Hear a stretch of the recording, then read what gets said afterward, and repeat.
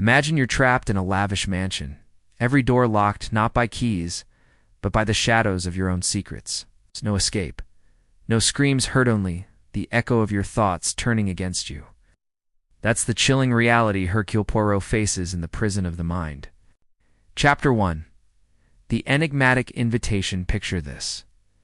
It's a foggy evening in London, 1935, and the great Belgian detective Hercule Poirot is settling into his cozy apartment on Whitehaven Mansions. He's just finished a light supper of tisane and petits fours, his little gray cells humming with satisfaction after solving a minor jewel theft that had baffled Scotland Yard. But as he adjusts his perfectly waxed mustache in the mirror, a knock echoes at the door, sharp, insistent. Like the tick of a clock running out of time, his loyal valet, Georges, opens it to reveal a breathless messenger boy clutching an envelope sealed with crimson wax. "Urgent, sir," the boy pants, tipping his cap. Poirot takes the letter, his keen eyes noting the elegant script. "To Monsieur Hercule Poirot, the unparalleled mind." Inside, the words leap out like a confession. "Come at once to Blackwood Manor, Sussex. A soul is imprisoned, not by bars, but by the labyrinth of the mind. Your genius alone can unlock it. Dr. Elias Thorne." Poirot's curiosity ignites like a match in the dark. Blackwood Manor. He's heard whispers of it as sprawling estate owned by the reclusive Thorne family, heirs to a pharmaceutical fortune. Dr. Elias Thorne, a renowned psychiatrist, rarely mingles in society, preferring his experiments in the human psyche. What could compel such a man to summon Poirot? Not a mere theft or murder, surely something deeper, more insidious. Without hesitation, Poirot packs his essentials: a notebook, his silver-headed cane, which conceals a clever blade, just in case, and a fresh supply of herbal cigarettes. "Georges," he declares in his precise accent, "prepare my traveling case. We depart for Sussex at dawn." Georges nods dutifully, knowing better than to question his master's instincts. The train journey the next morning is a blur of English countryside, rolling hills shrouded in mist, villages dotted with thatched roofs. Poirot gazes out the window, his mind weaving possibilities. Is it a case of amnesia, hysteria, or perhaps a clever ruse to draw him into danger? He recalls a similar plea years ago, leading to the infamous murder on the Orient Express, where justice wore many faces. But this feels different, personal, almost intimate. Arriving at the manor by midday, Poirot is struck by its Gothic splendor, towering spires piercing the sky, ivy-clinging walls that seem to whisper secrets. The driveway crunches under the taxi's wheels, lined with ancient oaks like silent sentinels. At the grand oak door, Dr. Thorne awaits a tall, gaunt man in his 50s. With wire-rimmed spectacles and a beard streaked with gray, his eyes, sharp yet haunted, betray sleepless nights. "Monsieur Poirot." "Thank heavens you've come," Thorne says, grasping his hand with clammy urgency. "My patient, my own niece, Amelia's trapped. Not physically, but in her mind. She hasn't spoken or moved in weeks, yet her eyes, ... they scream." Poirot tilts his head, absorbing every detail. Thorne's rumpled suit, the faint scent of ether on his breath, the way his fingers twitch like a man hiding guilt. "Tell me everything, doctor, from the beginning." Poirot listens.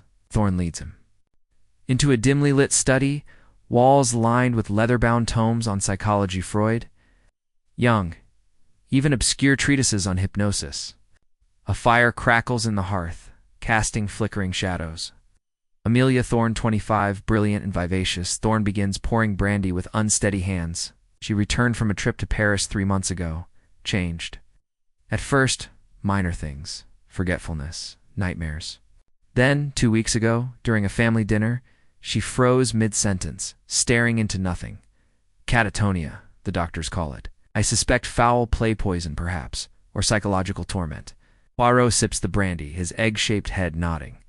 Thoughtfully, "And who was at this dinner? Family? Guests?" Thorne lists them. His wife, Lydia, a former actress with a penchant for drama. His brother, Victor, a struggling inventor, envious of the family wealth. Amelia's fiancé, she's a charming banker with debts. A mysterious guest, Professor Karl Voss, a German neurologist visiting for research. Interesting, Poirot murmurs, his green eyes gleaming. A web of motives. Love, money, jealousy. But why the mind is prison? Show me the patient. They ascend a sweeping staircase to Amelia's room, a sunlit chamber with floral wallpaper and a four-poster bed. Ow. She lies, pale and ethereal, her auburn hair fanned on the pillow. Her eyes are open, unblinking, fixed on the ceiling. No response to touch or voice, just the shallow rise and fall of her chest.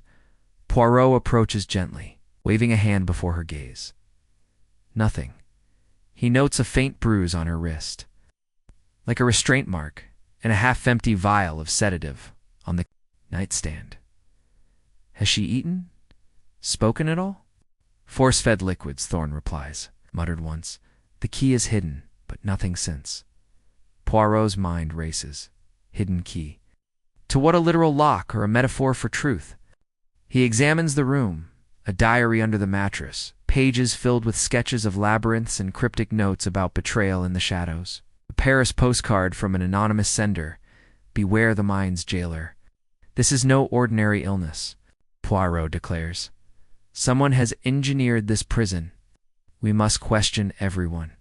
But discreetly, Poirot does not alarm the guilty prematurely. As the sun dips lower, casting long shadows, Thorne nods gratefully. Stay the night, monsieur. Dinner with the suspects, family will reveal much. Poirot agrees, sensing the manner's oppressive air, like a living entity. Little does he know, this is merely the threshold to a maze of deception, where minds bend and break, and the true prisoner might not be Amelia at all. With that, we've unlocked the door to our mystery. Stay tuned for Chapter 2, where Poirot begins his interrogations and uncovers the first cracks in the facade. Chapter 2. Shadows at the dinner table. The dining hall of Blackwood Manor gleams with opulence. Its long mahogany tables set with silver candelabras and crystal goblets that catch the flicker of the chandelier above. Hercule Poirot, seated at one end, adjusts his bow tie, his sharp eyes scanning the faces of the gathered company like a hawk surveying its prey. The air is thick with tension, each clink of cutlery or murmured word amplifying the unease. Tonight, he will observe, listen, and peel back the first layers of this psychological labyrinth. Dr. Elias Thorne sits at the head, his gaunt face half-lit by candlelight, forcing a smile as he introduces Poirot to the others. Lydia Thorne, his wife, lounges to his left. Her crimson gown bold against her pale skin, her laughter a touch too loud, like an actress playing a part.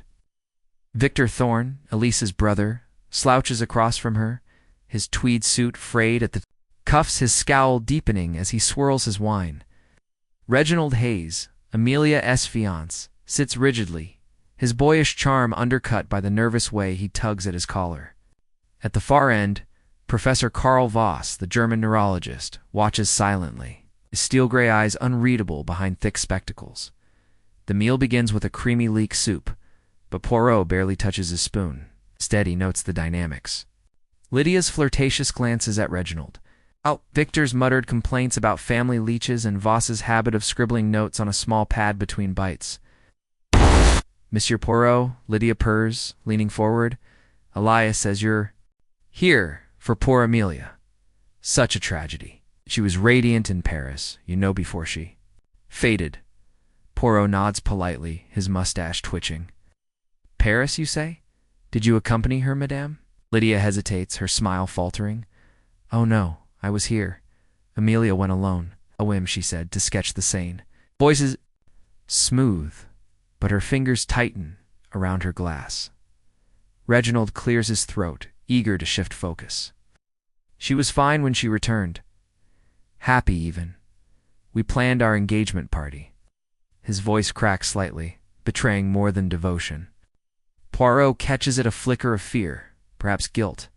Jaw, but the mind, Voss interjects. Not. His accent clipped. It can fracture silently. I study such cases. Catatonia is not always natural. He pauses, glancing at Elias, who stiffens. Victor snorts, muttering quacks in their theories. If you ask me, it's all nonsense. Amelia's just stubborn. Poirot raises an eyebrow, filing away Victor's dismissal. Monsieur Victor, you were close to your niece? Victor shrugs, his eyes avoiding Poirot's. Close enough. She ain't. Was always scribbling in that diary of hers, locking it away like it held state secrets. His tone is bitter, as if Amelia's privacy insulted him. The main course. Arrives roast pheasant, with rosemary, but the conversation grows colder. Poirot steers it gently, probing without accusation. Professor Voss, your research with Dr. Thorne, does it involve the mind's vulnerabilities? Voss's fork pauses midair. We explore consciousness. Yes. Hypnosis. Memory suppression. But nothing to harm Amelia. His denial is too quick. Poirot notes, like a rehearsed line. Elias interjects, his voice strained. My niece is ill, Monsieur Poirot, not a subject of experiments. I've tried every treatment, sedatives, therapy. Nothing works. His hands tremble, spilling a drop of wine on the pristine tablecloth. Poirot leans back, letting silence do its work. The group fidgets, each avoiding the other's eyes. He recalls Amelia's diary, the cryptic phrase, betrayal in the shadows. Someone here knows more than they admit. Is it Lydia, hiding behind her theatrical charm? Reginald, whose love seems tinged with desperation? Or Voss, with his clinical detachment? Even Victor's resentment feels like a mask for deeper motives. Dessert poached. Pears and brandy arrives, but the mood is sour. Lydia excuses herself early, claiming a headache. Victor storms off, muttering about wasted evenings. Reginald lingers, offering to show Poirot the gardens tomorrow, his eagerness almost pleading. Voss remains, watching Poirot like a chess. Opponent awaiting the next move. As the clock strikes 9, Elias rises. Monsieur Poirot, I'll show you to your room. Tomorrow, you may wish to see Amelia's belongings, her diary, perhaps. Poirot nods, his mind already mapping the next steps. The diary? Yes, but also the manor itself fits locked rooms, its hidden corners. In his guest chamber, Poirot lights a cigarette, the smoke curling like his thoughts. The dinner revealed fault lines, jealousy, fear, secrets. Someone in this house holds the key to Amelia's prison, and Poirot's little gray cells are already at work, piecing together the puzzle, and so the first threads of suspicion are woven. In Chapter 3, Poirot delves into Amelia's diary and uncovers a clue that points to a hidden truth. Chapter 3. The Diary's Secrets. The morning sun filters through the heavy drapes of Hercule Poirot's guest room, casting golden slats across the polished floor. He rises early, his routine as precise as a Swiss clock, a splash of cold water. To the face, a quick polish of his patent leather shoes, and a moment to align his mustache to perfection. Today, his mission is clear. Amelia's diary holds answers, and he intends to find them. The manor feels quieter now, as if holding its breath. But Poirot knows secrets are loudest in silence. He meets Dr. Elias Thorne in the study, where the fire from last night has dwindled to embers. Elias, looking more haggard than the evening. Before hands Poirot the leather-bound diary, its edges worn from frequent handling. Amelia guarded this fiercely, he says, his voice low. I haven't read it, felt wrong somehow. But you, monsieur, might see what I cannot. Poirot settles into a hubacked chair, the diary open on his lap. The pages are filled with Amelia's elegant script, interspersed with sketches of labyrinths. Flowers and faces, some recognizable, others distorted. He begins with the entries from her Paris trip, 3 months prior. April 12th, she wrote, Paris is a dream. But I met someone who sees through me. He spoke of keys to the soul. I fear I've unlocked something dangerous. Poirot's eyes narrow. A man in Paris? Could this be the mysterious postcard sender? He flips forward, finding entries dated just before her catatonia. May 20th. Is distant, his smiles forced. Does he know? I saw Lydia slip something into my tea sugar, she said, but my head spun after. Poirot pauses, his fingers tracing the word no. What secret did Amelia carry? Another entry dated May 25th. Is frantic, Voss watches me like I'm his experiment. He and Uncle Elias whispered late at night. I found a vial in the library labeled somnium. It's not medicine. It's a cage. Somnium, Poirot murmurs, his mind sparking. Latin for dream or sleep, a drug, perhaps linked. To Voss's research on consciousness, he makes a mental note to inspect the library later. The final entry scrawled the night of the family dinner is chilling. The key is hidden in the maze. Betrayal is closer than I thought. I won't. Let them win. The word maze is underlined thrice, almost tearing the paper. Poirot closes the diary, his little gray cells buzzing. The maze could be literal Blackwood Manor's famed hedge maze in the gardens or a metaphor for Amelia's mind. He recalls the bruise on her wrist, the sedative vial by her bed. Was she drugged, coerced, or manipulated into this state? And who is the he from Paris? Voss, with his neurological expertise, seems a likely candidate, but Reginald's unease and Lydia's slyness linger in Poirot's thoughts. He ventures to Amelia's room to cross-check her belongings. The chamber is unchanged, her unblinking eyes still fixed on the ceiling. Poirot searches discreetly. A locked jewelry box. The key missing. A sketchbook with more labyrinth drawings and a crumpled Paris map tucked inside a novel. The map marks a café in Montmartre, circled in red ink with the word truth scribbled beside it.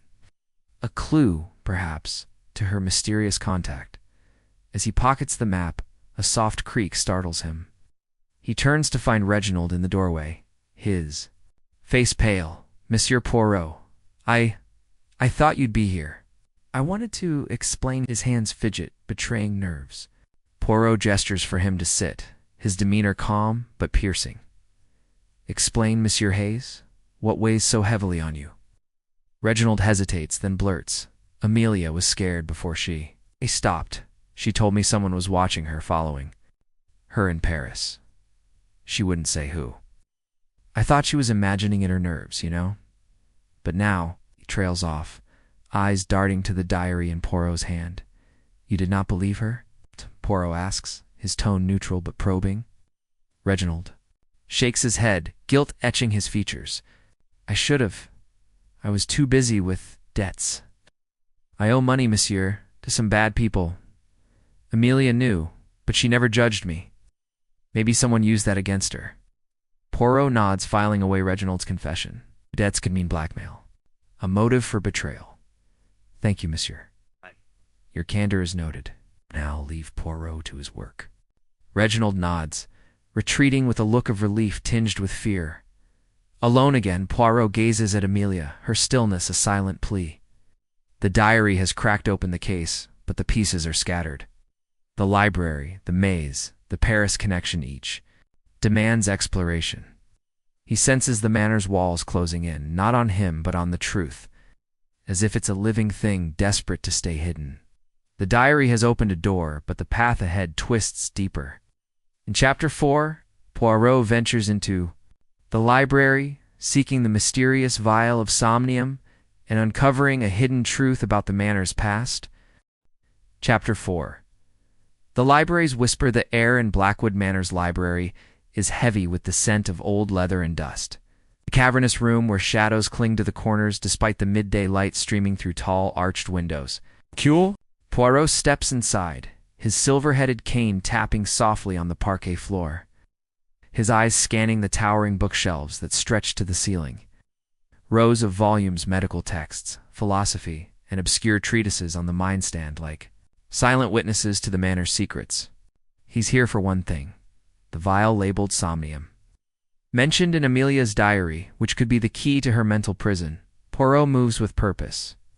His small frame dwarfed by the shelves, but his presence commanding. He starts at the section on pharmacology, running a gloved finger along the spines. Dr. Elias Thorne's collection is impressive, with texts in Latin, German, and English. Many dog-eared or annotated. One book, Psychoactive Compounds and Consciousness, catches his eye. He pulls it down, flipping to a marked page on experimental sedatives. A handwritten note in the margin in Elias's precise script reads, Somnium, effective but unstable.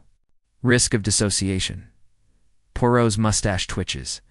Dissociation, could it explain Amelia's catatonia? He searches the nearby shelves for the vial itself, checking behind books and inside locked drawers.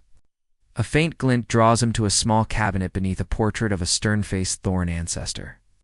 The lock is flimsy, yielding to a hairpin from his Pokita trick learned from a case in Brussels. Inside, he finds a glass vial, half filled with a clear liquid labeled somnium in the same script as Amelia's diary. He holds it to the light, noting tiny bubbles suspended within, like trapped thoughts. No time to analyze it now. He slips it into his pocket for later, as he closes. The cabinet, a floorboard, creaks behind him.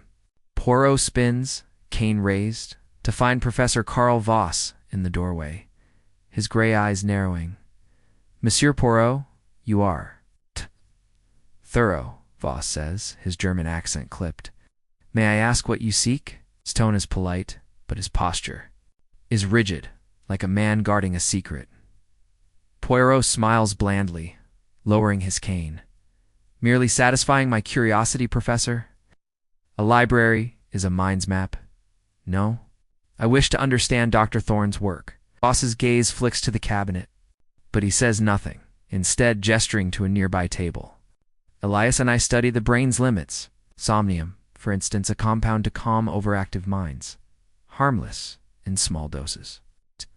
Poirot echoes, his tone light but probing. Yet Amelia is silent, her mind locked. To coincidence. Perhaps Voss stiffens, adjusting his spectacles. "You suspect foul play? I assure you, our research is ethical. Amelia's condition is complex." His words are measured, but Poirot catches a flicker of unease. Changing tack.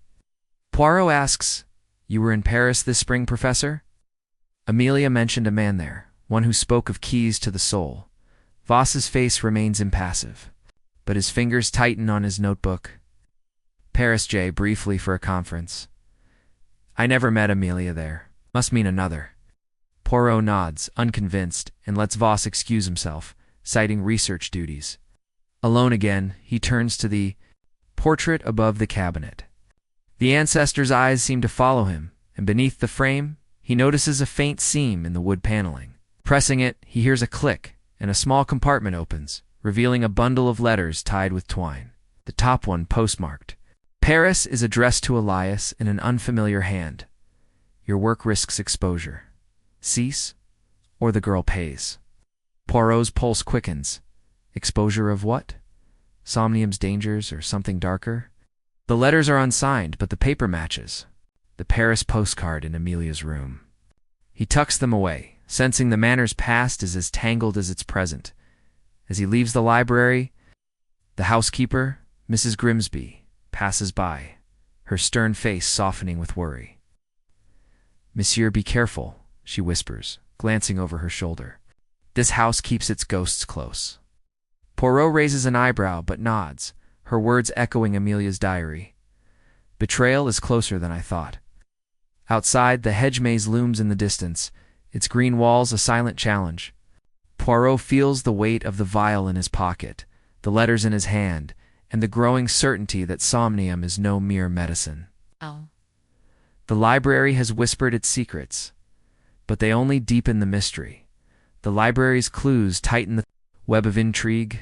In Chapter 5, Poirot ventures into the hedge maze, seeking the key Amelia's diary promised. Stumbles upon a revelation that shifts the case entirely. Chapter 5. The maze's hidden truth. The hedge maze of Blackwood Manor looms before Hercule Poirot.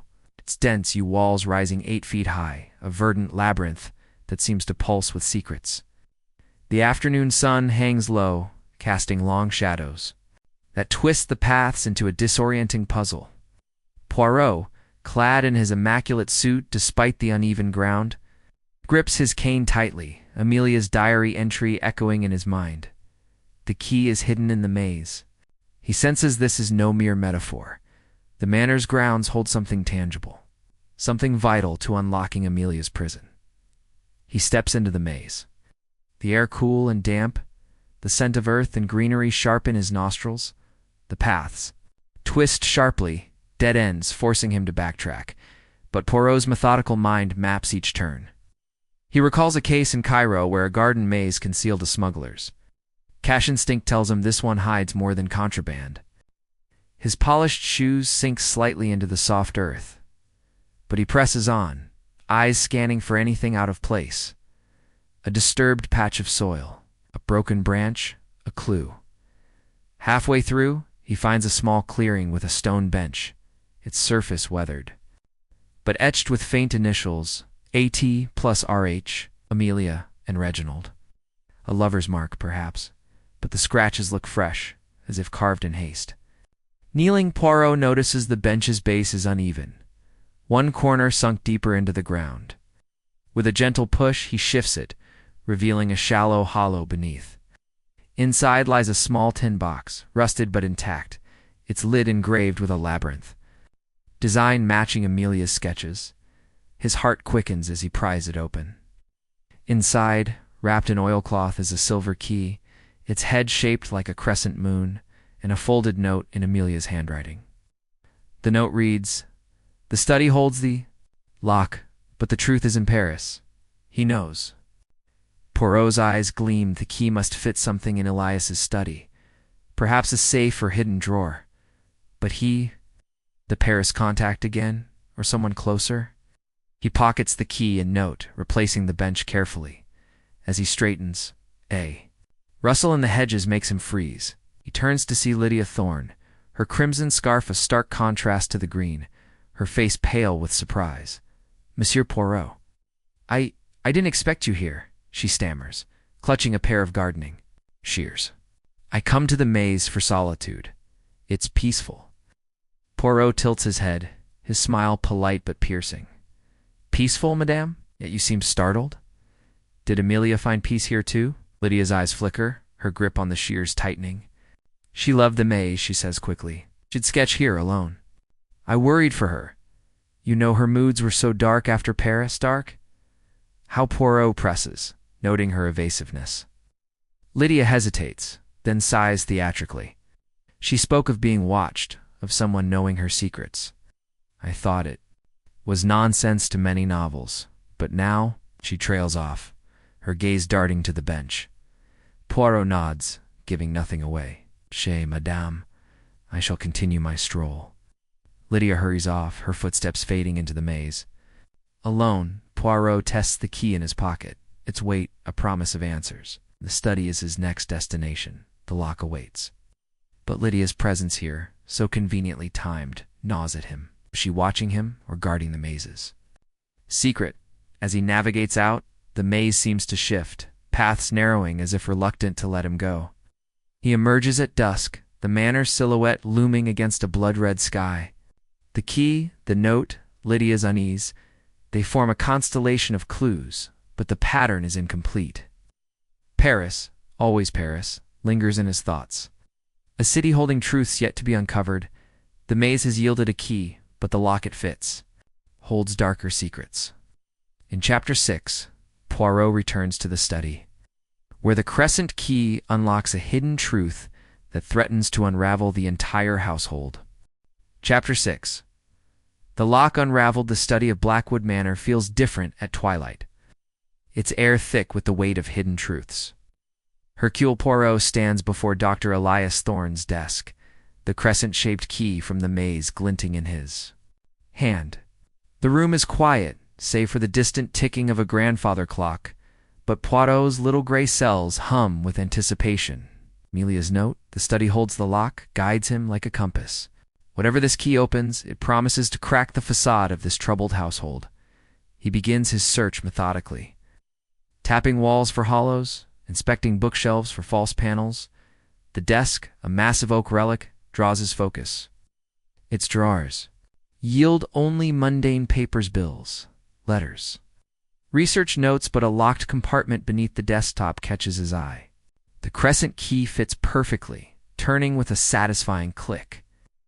Inside is a small ledger, its pages filled with Ilias's meticulous handwriting, dates, chemical formulas, and cryptic entries like Subject A, 0.5 milliliters somnium, no response, and Subject B, 2 milliliters, partial dissociation.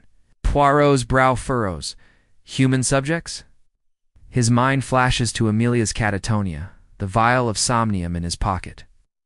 One entry dated the night of the family dinner chills him. Subject A, overdose. Risk. Must conceal from VV for Victor or Voss? He tucks the ledger away, its implications too grave to ignore. Elias's experiments may have crossed a dangerous line. A faint noisy shuffle of footsteps interrupts his thoughts. Poirot slips the ledger into his coat and turns to find Victor Thorne in the doorway, his face flushed with anger. Snooping, are you? Victor snaps, his voice rough from drink. Elias thinks he's clever, hiding his little projects. But I know what he's done to Amelia. Poirot remains calm, his cane resting lightly in his hand.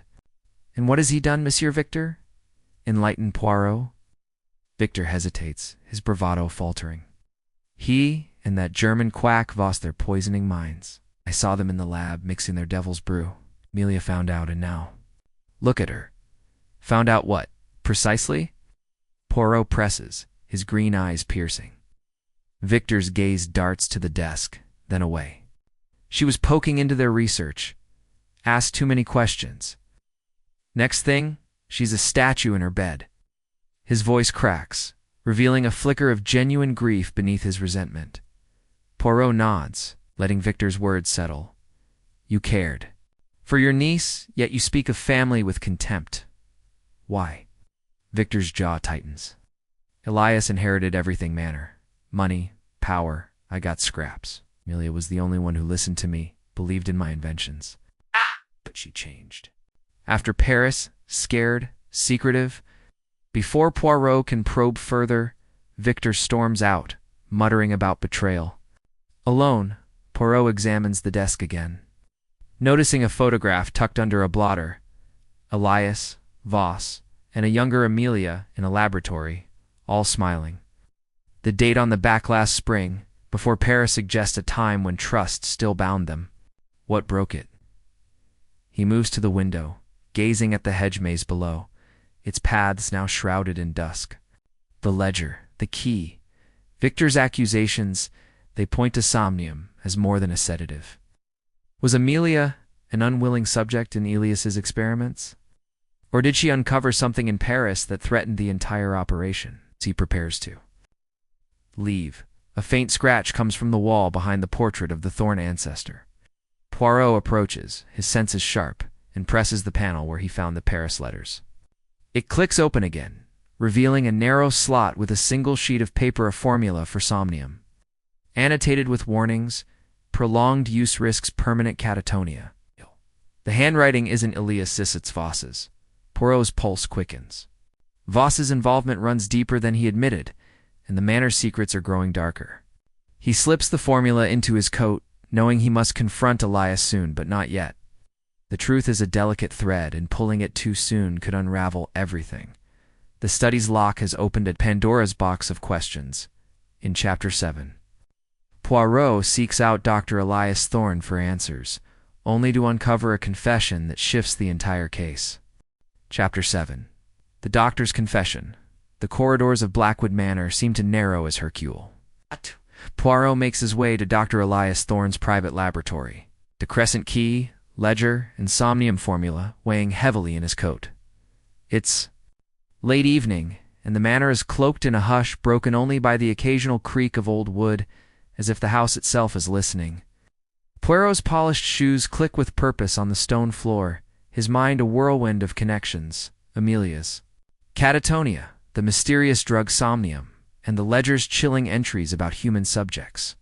Elias, the orchestrator of this household, holds answers. And Poirot intends to extract them with the precision of a surgeon. The laboratory door is ajar, a sliver of light spilling into the dim hallway. Poirot knocks lightly, his cane poised, and enters to find Elias hunched over a microscope, his gaunt face illuminated by a flickering lamp. Beakers and vials line the shelves, their contents glowing faintly in the half-light, and the air carries a sharp tempest of chemicals. Elias looks up, startled, his spectacles reflecting the lamp's glow. "Monsieur Poirot," he says, his voice strained but courteous. "I didn't expect you so late. Have you found something? Poirot's green eyes gleam as he takes a seat across from Elias, placing the ledger gently on the table. Oui, doctor, I have found much. A key from the maze, a vial of somnium, and this your notes on human experiments. Shall we discuss subject A? His tone is calm, but the words land like a blade. Elias's hands tremble, knocking a pen to the floor. He removes his spectacles, rubbing his eyes as if to banish a nightmare. You've been thorough, he murmurs, his voice barely above a whisper. I owe you the truth, monsieur, but it's not what you think. He rises, pacing to a cabinet and retrieving a glass of water, which he downs like a man parched by guilt. Poirot remains still, his mustache perfectly symmetrical. Waiting for the confession to unfold, Elias sinks back into his chair, his shoulders slumping as if the weight of years presses upon him. Somnium was my life's work, he begins, his voice low and halting. Compound to treat severe trauma, to quiet the mind's chaos. I developed it with Professor Voss years ago. To help soldiers haunted by the Great War, we tested it carefully, ethically in volunteers. It worked wonders at first, calming nightmares, restoring clarity. But there were side effects. Poirot leans forward, his fingers steepled. Side effects, doctor? Such as catatonia? The word hangs in the air, sharp and accusing. Elias flinches, his eyes darting to the ledger. Not at first. Small doses were safe, but prolonged use. It could disconnect the mind from reality, trap it in a loop of memories or dreams. We stopped human trials when we realized the risks. Swear, monsieur, I never used it on Amelia. His voice cracks, and Poirot notes the sincerity but also the desperation. Then explain the ledger, Poirot says, tapping the book. Subject A overdosed the night of the dinner. And V. Victor, perhaps, or Voss? You concealed something, doctor? Ilias's face pales, his hands twisting together. Subject A wasn't Amelia, he says quickly. It was me. I tested somnium on myself years ago to refine the formula. That night I took a dose too much, perhaps trying to understand Amelia's condition. I feared I'd miss something, that her catatonia was my fault. He pauses, swallowing hard. As for V, that's Voss. He warned me to destroy the remaining somnium, said it was too dangerous. I hid the trials from him, thinking I could perfect it. Poirot's eyes narrow, his mind sifting Elias's words for truth.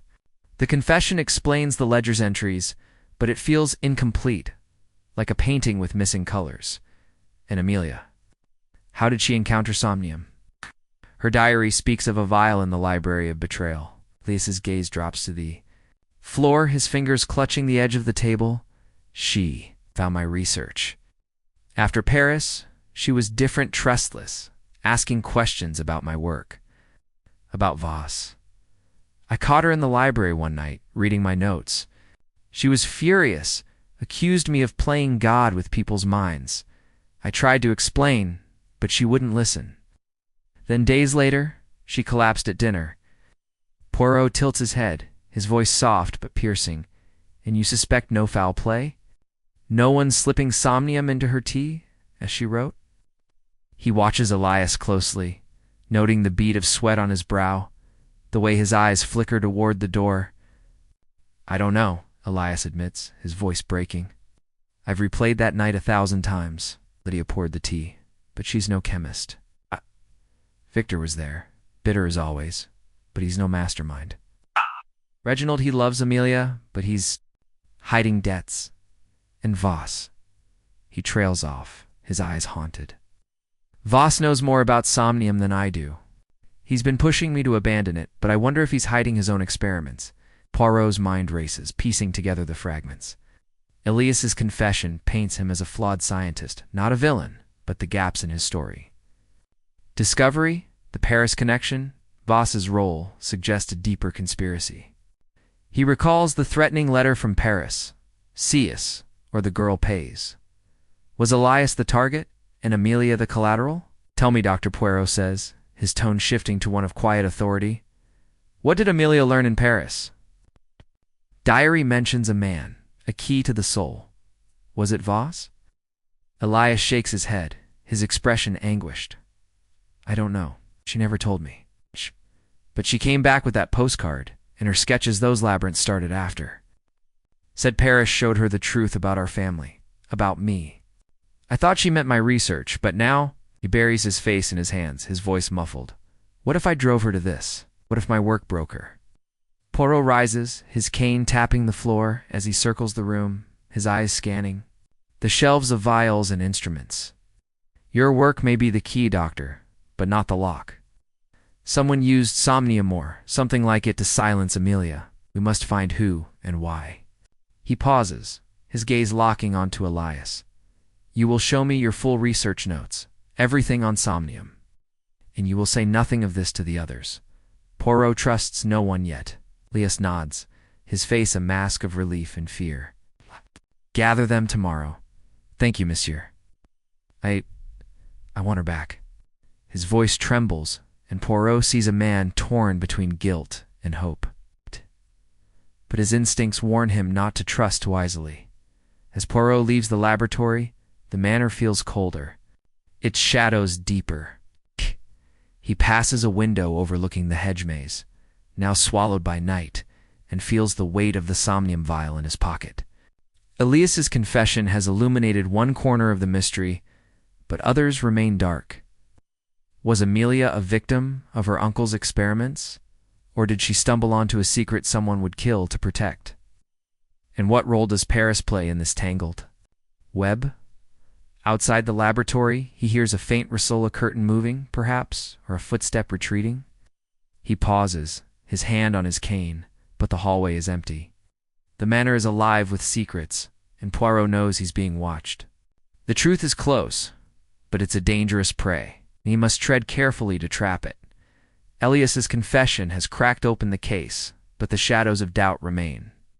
In Chapter 8, Poirot confronts Professor Voss, whose guarded demeanor hides a truth that could shatter the manor's fragile peace. Chapter 8. The neurologist's mask, the morning mist, clings to Blackwood Manor's grounds, veiling the gardens in a ghostly haze as Hercule Poirot seeks out Professor Karl Voss, the German neurologist. With his cryptic notes and guarded demeanor, has lingered in Poirot's thoughts like a shadow. Elias's confession about somnium's dangers and Voss's insistence on abandoning it raises questions too many for Poirot's liking. He finds Voss in a small parlor, poring over a stack of papers, his steel-gray eyes flicking up as Poirot enters. The air is thick with the scent of pipe smoke. The tension between them crackles like static. Poirot adjusts his tie, his mustache immaculate, and takes a seat without invitation. Professor Voss, he begins, his voice smooth but firm. We must speak of somnium, and of Paris. Your role in this affair is unclear, shall we say. He leans forward, his green eyes locking onto Voss's, searching for a crack in the man's composed facade. Voss sets down his pen, his movements deliberate, like a chess player calculating his next move. Monsieur Poirot, you are persistent, he says, his German accent sharp. I've told you, my work with Elias is academic studies of the mind, nothing more. Somnium was a failed experiment, abandoned years ago. His tone is steady, but Poirot catches the slight twitch of his fingers, betraying unease. Abandoned? Poirot echoes, producing the formula sheet from the study, its warnings in Voss's handwriting. Yet this suggests otherwise. Prolonged use risks permanent catatonia, you wrote. Curious? No, that Amelia now lies in such a state. He pauses, letting the accusation hang in the air. Voss's face hardens, his spectacles glinting in the dim light. You misunderstand, monsieur. That formula was a warning to Elias, to stop his reckless tests. I urged him to destroy somnium. I had no part in Amelia's condition. His voice is firm, but his eyes dart briefly to the window, as if expecting an eavesdropper. Poirot tilts his head, his smile polite but piercing. In Paris, Professor? Amelia met a man there, one who spoke of keys to the soul. You were in Paris last spring, for a conference, you said? Did your paths cross? He watches Voss closely, noting the faint tightening of his jaw. Paris is a large city, Voss replies, his tone clipped. I attended a neurology symposium, presented a paper on memory suppression. I never saw Amelia. If she met someone, it was not me. He leans back, folding his arms, but Poirot senses a wall being erected. Brick by careful brick. Then, explain this, Poirot says, sliding the Paris postcard across the table. It's cryptic. Message, beware the mine's jailer, stark in black ink. This arrived after Amelia's trip. The paper matches a letter I found, warning Elias to cease his work, or the girl pays. You know of this threat? Wass's composure falters, his fingers gripping the arms of his chair. I received no such letter, he says, but his voice wavers, and Poirot pounces on the hesitation. Yet you know something, Professor? Your research with Elias, your presence here, your notes, they point to a truth you conceal. Speak, or Poirot will find it himself. Voss exhales sharply, running a hand through his thinning hair. Very well, he says, his voice low. I'll tell you what I know, but it's dangerous. In Paris, I heard rumors, whispers, of a black market. Trade in psychoactive drugs, somnium among them. Someone was selling our formula, claiming it could control minds. I warned Elias to stop our research, fearing it had leaked. He refused, said he could perfect it, never connected it to Amelia. Until now. Poirot's mind races, the pieces shifting. A black market. Could Amelia have stumbled into this trade in Paris, perhaps meeting the seller? And this seller, he asks, do you know their name? Voss shakes his head, his expression grim. No. But the symposium attracted many chemists, doctors, even criminals posing as scholars. Amelia was curious, always asking questions. If she met someone there, she might have learned too much. He pauses, his eyes haunted. I tried to protect her, monsieur. I told Elias to keep her away from the lab, but he was obsessed. Poirot nods, filing away Voss's story. Explains the Paris connection, but not Amelia's catatonia or Voss's role in it. The neurologist's guarded answers feel like a half-truth, a mask hiding something darker. One last thing, Professor Poirot says, rising. The night of the dinner, where were you when Amelia collapsed? Voss hesitates, his gaze flickering, in the dining room like the others. I saw her freeze, her eyes wide with fear. I tried to help, but Elias took over, insisting it was a seizure. I suspected otherwise, but had no proof. His voice is steady, but Poirot detects a note of rehearsal. As if the answer was prepared. Mercy, Professor, Poirot says, his tone neutral. We will speak again. He leaves the parlor, his cane tapping rhythmically, his thoughts a storm of suspicion. Voss's story fits too neatly, deflecting blame to an unknown figure in Paris. Yet the formula in his handwriting, his presence at the dinner, his evasiveness, suggests he knows more than he admits. As Poirot reaches the staircase, he catches a glimpse of Reginald lurking in the shadows, his face pale and anxious. The young man ducks away, but not before Poirot notes his trembling hands. Another piece of the puzzle, perhaps Reginald's debts, his fear, his connection to Amelia. The manor feels like a chessboard, each player hiding their moves. And Poirot is determined to checkmate the truth. Voss's words have woven a new thread into the mystery, but his mask hides more than it reveals. In Chapter 9, Poirot turns his attention to Reginald, whose debts and fear may hold the final piece to unlocking Amelia's mind. Chapter 9. The weight of debt, the late afternoon sun bathes Blackwood Manor in a golden glow. But the warmth does little to ease the chill in Hercule Poirot's mind as he seeks out Reginald Hayes. The young banker's nervous demeanor, his fleeting glances, and his admission of debts have marked him as a key piece in this intricate puzzle. Poirot finds him in the conservatory, a glass-walled haven filled with blooming orchids and the faint hum of bees. Reginald stands by a potted fern, his hands fidgeting with a cigarette he hasn't lit, his boyish face etched with worry. Poirot approaches, his cane tapping softly on the tiled floor, his mustache perfectly aligned. Monsieur Hayes, he says, his voice calm, but carrying an edge, we must speak. Your debts, your fear, they weigh heavily? No? Perhaps they weigh on Amelia, too. He gestures to a wicker chair, inviting Reginald to sit, but his green eyes remained fixed, probing for truth. Reginald's shoulders slump as he collapses into the chair, the unlit cigarette snapping in his fingers. "You see right through me, don't you?" he mutters, his voice shaky. "I've made a mess of things, Monsieur Poirot, but I swear I'd never hurt Amelia. I love her." His eyes glisten, but Poirot notes the tremor in his hands, the way he avoids direct contact. "Love is a powerful motive," Poirot replies, seating himself opposite, "but so is desperation. Tell me of these debts. To whom do you owe, and how did Amelia know?" He leans forward, his tone gentle but insistent, like a teacher coaxing a reluctant student. Reginald exhales, running a hand through his disheveled hair. "It started small bad investments, a few loans to cover losses. I'm a banker, supposed to be clever with money, but I got in over my head.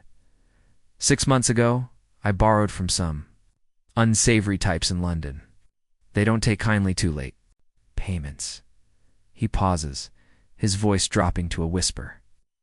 "Amelia found out. She saw a letter from them, demanding repayment. She wanted to help, said she'd sell her jewelry, but I couldn't let her." Poirot's eyes narrow, recalling Amelia's diary and its mention of Reginald's forced smiles. And did these unsavory types know of Amelia? Could they have threatened her to pressure you? He watches Reginald closely, noting the beads of sweat on his brow. Reginald nods, his face ashen. "They did. A month before she stopped, I got a message. It said they'd go after her if I didn't pay up. I tried to protect her, kept her close, but she was so curious, always digging. She went to Paris alone, said she needed to clear her head. When she came back, she was scared, talking about someone following her, someone who knew about my debts." His voice breaks, and he buries his face in his hands. Poirot's mind sparks, connecting Reginald's story to Voss's tale of a black market drug trade in Paris. Could Amelia's mysterious contact have been linked to these creditors? "This man in Paris," Poirot says, producing the crumpled Paris map from Amelia's room, the cafe marked with truth. "Did she mention a name, a place, anything?" Ow. Reginald stares at the map, his eyes widening. "A cafe. She mentioned it once, said she met someone there who knew about somnium. She wouldn't say more, just that it was dangerous. I thought she was paranoid, but now..." He trails off, his gaze distant, as if replaying a memory. Poirot leans back, his fingers steepled. "And the night she collapsed, monsieur? You were there? Did you see anything, Lydia with the tea, Voss with his notes? Anything unusual?" He keeps his tone neutral, but his question is a net cast to catch any slip. Reginald's hands clench, his knuckles white. "I was distracted, arguing with Victor about money. But I saw Lydia pour the tea, and Amelia drank it. Then she just froze, her eyes wide, like she saw a ghost. I tried to reach her, but Elias pushed me aside, said it was medical. Voss was there, too, watching her like she was one of his experiments." His voice drips with bitterness, and Poirot notes the accusation aimed at Voss. "Interesting," Poirot murmurs, filing away Reginald's account. The young man's story paints him as a victim of circumstance, but his fear suggests he's hiding. Something, perhaps a deal made to save himself at Amelia's expense. "One more thing," Poirot adds, his voice soft but sharp. "Did Amelia ever speak of a key or a maze?" Reginald's eyes flicker with recognition, but he shakes his head. "She loved the maze, sketched it all the time. Said it was her place to think. But a key? No, she never mentioned it." His denial is quick, too quick, and Poirot's instincts prickle. Reginald knows more than he's saying. "Mercy, Monsieur Hayes," Poirot says, rising. "Your candor is appreciated, but Poirot advises you to be careful. Secrets have a way of escaping." He leaves Reginald in the conservatory, the young man's face a mix of relief and dread. The broken cigarette still clutched in his hand, as Poirot steps into the hallway. He hears a faint clink of glass from a nearby room. He pauses, his cane poised, but the sound doesn't repeat. The manor is a labyrinth of its own, each resident a potential player in Amelia's fate. Reginald's debts, Voss's evasions, Ilias's experiments, they form a tangled web, and the Paris connection.